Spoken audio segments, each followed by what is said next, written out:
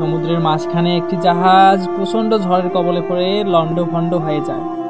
সে জাহাজে ভেসে যাওয়া এক যাত্রী ভাসতে ভাসতে একটি নির্জন দ্বীপে এসে পৌঁছালো। তার জীবন বাঁচানোর জন্য সে প্রাণ খুললে আল্লাহর কাছে শুকরিয়া আদায় করল। প্রতিদিন সে দ্বীপটির তীরে এসে বসে থাকত, যদি কোনো জাহাজ আসে এই আশায়, কিন্তু প্রতিদিনই তাকে হতাশ হয়ে ফিরে আসতে হতো। এরই মধ্যে সে সমুদ্রের তীরে থাকার জন্য একটি ঘর তৈরি করলো। সমুদ্রের মাছ এবং বনের ফলমূল খেয়ে সে বেঁচে থাকলো। একদিন সে খাবারের খোঁজে বনে প্রবেশ করলো। বন থেকে সে যখন ফিরল তখন সে দেখলো তার রান্নার চুলা থেকে আগুন লেগে পুরো ঘরটি ছাই হয়ে গিয়েছে এবং কালো ধোঁয়ায় পুরো আকাশ ভরে গিয়েছে। লোকটি চিৎকার করে বলে উঠল, হায় আল্লাহ, তুমি আমার এত কষ্টের ঘরটি শেষমেশ পুড়িয়ে দিলে।